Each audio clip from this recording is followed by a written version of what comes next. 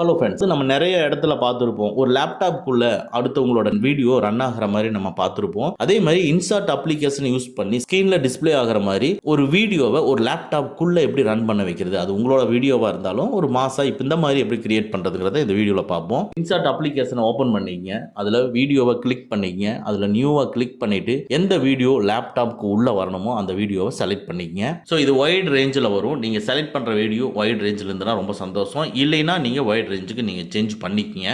So white ரேஞ்சில் இருக்கிறதுனால நான் கேன்வாஸ்க்கு போகல. 9:16 இருந்ததுன்னா கேன்வாஸை கிளிக் பண்ணி 16:9 சேஞ்ச் பண்ணிக்கங்க. இப்போ மெனுவை லைட்டா மூவ் பண்ணி பிஐபியை கிளிக் பண்ணிக்கங்க. அதுக்குள்ள மெட்டீரியலை கிளிக் பண்ணிட்டு இதுல பிக்சருக்குள்ள அப்படியே லைட்டா ஸ்க்ரோல் பண்ணி கொண்டு போங்க. பிக்சருக்குள்ள ஸ்க்ரோல் பண்ணிட்டு வாங்க. இதுல பாருங்க லேப்டாப் சிம்பிள் இருக்கு. ஸோ அதை கிளிக் பண்ணுங்க. ஸோ 2 டைம்ஸ் கிளிக் பண்ணீங்கன்னா அது டவுன்லோட் ஆகி உள்ள வந்துடும். இப்போ ரைட் சைடில் இருக்கிற ஃபுல் ஸ்கிரீனை கிளிக் பண்ணிக்கங்க. டோட்டலா பேக்ரவுண்ட் எல்லாமே சேஞ்ச் ஆகிட்டு உங்களுக்கு அந்த லேப்டாப்க்குள்ள அந்த வீடியோ வர மாதிரி உங்களுக்கு செட் ஆயிருச்சு. வீடியோவோட லென்த் உங்களுக்கு அதிகமா இருந்ததுன்னா இந்த லேப்டாப் இருக்கக்கூடிய இந்த ஃப்ரேமை வீடியோவோட எண்டு வரைக்கும் இன்க்ரீஸ் பண்ணி வச்சுக்கோங்க. வச்சுட்டு இப்போ நீங்க ப்ளே பண்ணி பாருங்க. நம்ம இன்சர்ட் பண்ணின இந்த வீடியோ ஒரு லேப்டாப்க்குள்ள ரன் ஆகிற மாதிரி ஒரு ஃபீல் வரும். இந்த வீடியோ உங்களுக்கு பிடிச்சிருந்தனா லைக் பண்ணிக்கங்க.